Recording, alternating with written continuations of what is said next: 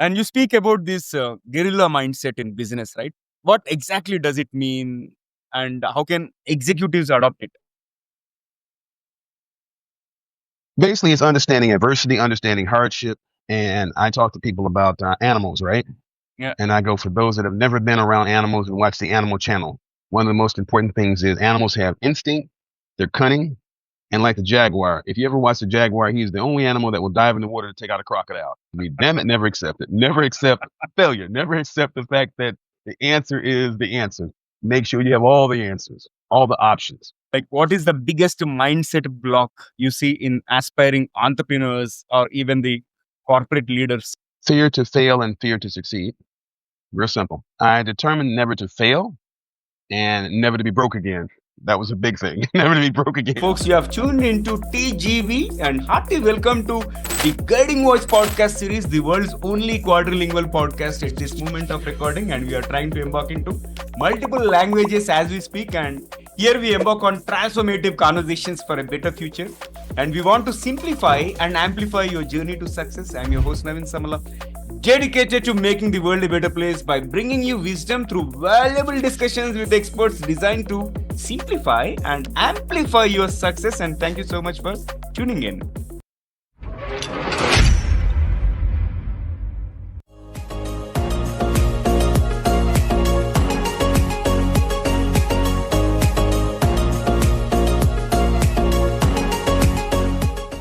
So, folks, we are joined by Darius Ross.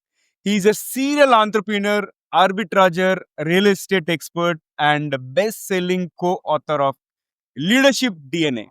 With over 30 years of experience cracking multi-million to billion-dollar deals, he now empowers underrepresented entrepreneurs and corporate leaders to level up through resilience, strategy, and mindset mastery. So, there is hearty welcome to the Guiding Voice podcast series. How are you doing today? I'm excellent, Naveen. Pleasure to be here. Yeah, same here. And thanks for joining me. And there is first things first. Why do you think somebody should tune into our conversation today and spend their valuable time with us? I'm going to talk about the nitty gritty rawness of entrepreneurship from the guerrilla perspective. Mm-hmm.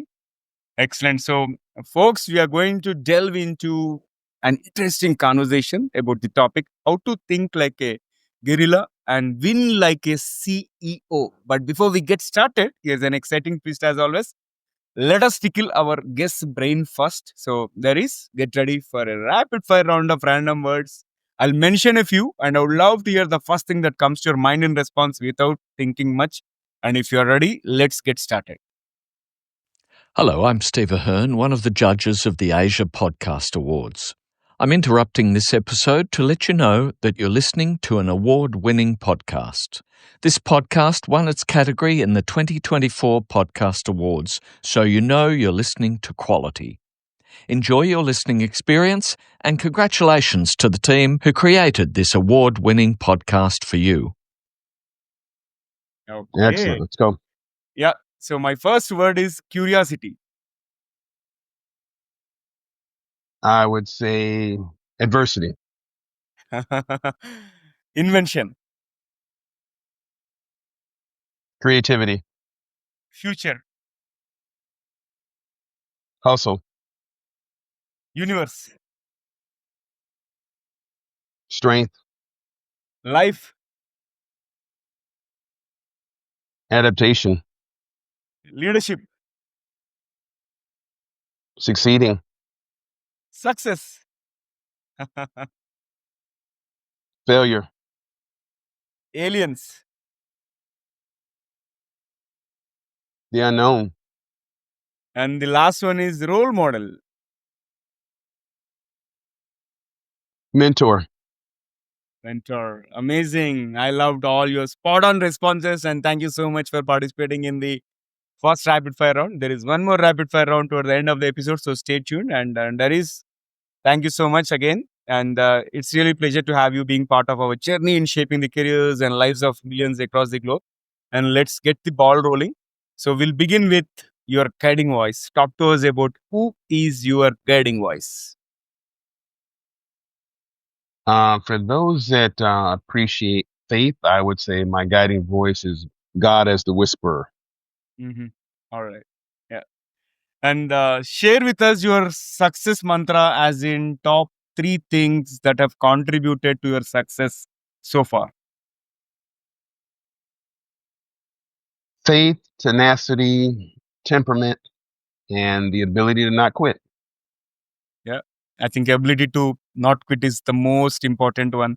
You have to get going. Yeah. That is so inspirational. And how do you personally define success today after all the achievements? And has your definition of success changed? I would define it as breathing another moment and the ability to have that moment where you're not focusing on the fear of legalities, the fear of issues, the fear of stresses, because so many executives and leaders now, and even political leaders and business leaders, are focused on legalities of what's going on in the world today. So just breathing another day and being able to be in that mindset of not worrying about the legalities of what goes wrong. Hmm. Hmm. Yeah. I think that's an interesting perspective. And let's go to the next question. Like, what is the biggest mindset block you see in aspiring entrepreneurs or even the corporate leaders? Fear to fail and fear to succeed. Real simple. Fear to fail and fear to succeed. Okay, fear to fail is okay, commonly heard, but why fear to succeed? Because you don't want to be the top one on the totem pole, because what you ultimately have is someone waiting to knock you off the block. There's a song by Notorious Biggie, U.S. rapper, that said, "They pray and pray for my downfall." So once you're at the top, there's somebody gunning to take you down. So that's why fear of success becomes so important. You can't be afraid for the young guns that's coming at you. Yeah. Again, a unique perspective, and thanks for sharing that. And you have survived the streets of 1980s Chicago and later advised on 100 billion plus dollars in deals. So I would like to understand how adversity shaped your entrepreneurial spirit. What did you learn from adversity? I determined never to fail and never to be broke again. That was a big thing. Never to be broke again. So you got that particular thing ingrained in you, saying that I should Oh never. yeah, Hmm. Okay, got it. And that's right. yeah. Never. Hmm. Okay. And you speak about this guerrilla mindset in business, right? What exactly does it mean, and how can executives adopt it? Basically, it's understanding adversity, understanding hardship. And I talk to people about animals, right? Yeah. And I go, for those that have never been around animals and watched the animal channel, one of the most important things is animals have instinct, they're cunning, and Hmm. like the jaguar. If you ever watch the jaguar, he's the only animal that will dive in the water to take out a crocodile. Now, the crocodile fears the alligator, right? Yeah. But he does not fear what he can't see. And the jaguar will sit up in the tree and wait with patience. And he strikes so fearful, and he'll just snatch him by the jaws. The ant, perfect example. The diligence in how they work. The gorilla, as to how he fights with strength. And last but not least, the cockroaches. The one thing about cockroaches is they have been around 300 billion years, and we still can't kill them. So that adversity. So those are the things I talk about, the ability to adapt to reality. These animals adapt to reality. Hmm. Yeah, yeah. No, no, I love the examples, and I never thought in those angles so Hmm. far. Yeah, yeah, good one. And also, there is you have advised on billion-dollar deals. So tell us, like, what distinguishes a good deal maker from a great one. Instinct, respect for fear, Mhm. intuition, and understanding rules. There's rules to every game, but Mhm. with the instinct, the ability to hear yourself and hear when something doesn't feel or sound right, the respect for your peers and the respect for the workers that are on the front lines, and the fear for knowing that, okay, this might be your last deal. So respect it as such. Yeah. Okay. Mhm. And what lessons did co-authoring this leadership DNA book teach you about team dynamics and also about building culture? When I did the chapter in the DNA book, one of the biggest things was, and I say it very clearly in my chapter, it's damn it, never accept it. Bottom line, that's what DNA means to me. Damn it, never accept it. Never accept failure. Never accept the fact that the answer is the answer. Make sure you have all the answers, all the options. Mm-hmm. And what is the most underestimated skill in the modern business landscape?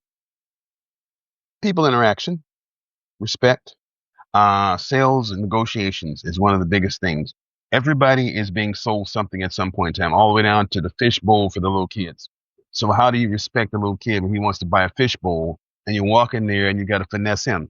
So it's a matter of respect and fear. You know, how do you turn around and fear the fact that people are spending their money and they want to spend their money knowing that they're getting what they want? So being able to have that mindset of negotiations and being able to have that respect for somebody's money, their time and their energy in their buying the product. Mm-hmm. Yeah, got it. And this has been an incredible conversation and one of the crispest conversations so far in the podcast history. And your answers are to the point and they are so deep. And it's time for us to add some excitement and some more fun element to the episode, which means it is time for us to kick off the second rapid fire round. If you're ready, let's dive in. Absolutely. Okay. Sounds good. Yeah.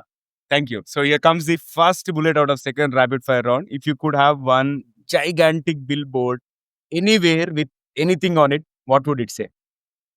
It would say one unstoppable badass. One unstoppable badass. Okay. Can you describe yourself in just one word? Intense.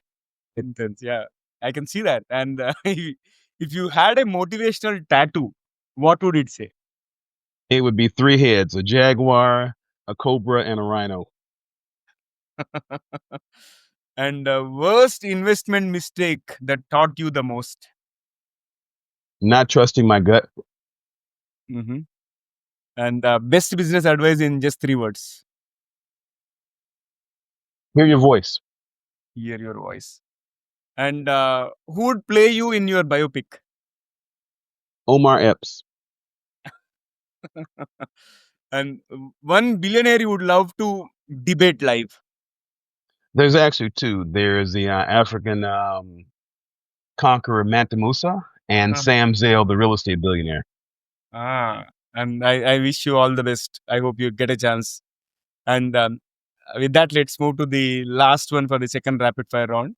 What is one electronic gadget or a fantasy gadget that you'd like to see or invent yourself? I read so many newspapers and magazines and data. I'd like to see a device that actually you could do a microchip and put it in your arm and have all these things already uploaded into your system. And you could just automatically be like, okay, Encyclopedia Britannica, I've got that information. Cranes, Fortune, Forbes, I've got it already there. You just be able to spit it back out without having to read it because I have to read through thousands of magazines. So this would make it ever so easy. Just a little microchip, just boom, pull out, put in new editions every single year. Boom, boom, boom. So a data implant champ, a No, chip if you want to call it that.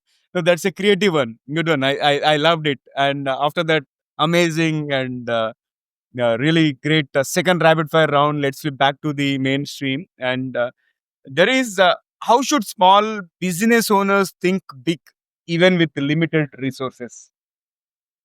Learn how to capitalize on a niche, learn how to cannibalize your market, and be able to position yourself in a local market where nobody else knows anybody else in the competition but you. So if you're on X block, they know only A&P, they know only IBM, they know only GE. That's it. Nobody else knows anybody else on that block. They see them, but they go past them. Yeah. Be able to niche it and cannibalize it.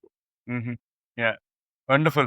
And I thoroughly enjoyed talking to you. And it was such a great interaction and really crisp, however, very powerful. And how is your experience being hosted on the Guiding Voice podcast? And fantastic. I appreciate it. It's been great. Excellent. All right. Thank you so much. And friends, that was our episode with Darius Ross. Before we jump into the fun trivia section, we have a quick request. If you have enjoyed the conversation and found it useful, request you to share with at least 3 of your friends or colleagues or family members who would also like TGV, the Guiding Voice. So spread the knowledge and help others grow just like you. And as we wrap up this power-packed episode with Darius Ross, a man who turned adversity into abundance and challenges into billion-dollar conversations. We want to leave you with a reflection. There is something profoundly inspiring about those who build empires with empty hands. And today we wanted to spotlight two such warriors who are less celebrated but no less remarkable. First one is Do Won Chang, the quiet architect behind Forever 21, came to the US as a penniless immigrant, and he worked three menial jobs as a janitor, gas station worker, coffee shop cleaner, and all in one day just to survive. He did not know English, he did not have connections, but he had vision. And that vision turned $11,000 into a $4.4 billion fast fashion empire, all while staying grounded in faith and values. Literally printing John 3 is to 16 on every shopping bag. And second person is Chris Gardner, the man behind The Pursuit of Happiness. He once lived in a subway restrooms near with He once lived in subway restrooms with his toddler son while training to become a stockbroker. No shelter, no food security, just raw determination. And Chris did not give in to the crime. He didn't quit. He turned his pain into purpose and rose to become a multi-millionaire, author, and global motivational speaker. And his life proves that protecting your dream is equally about protecting those you love. So these men, like there is, or proof that resilience is not optional; it's a skill. And when mixed with mindset, grit, and service, it can transform a janitor into a CEO or a homeless father into a Wall Street legend. And as there is rightly said today, the guerrilla mindset isn't about surviving, it's about outhearting, outlasting, and uplifting. So we hope today's episode sparked something within you. So, folks, until next time, stay curious, stay compassionate, and most importantly, keep guiding. This is Naveen Samala signing off from the Guiding Voice. See you all in the next episode with another amazing guest. Take care. Love you all. Bye bye.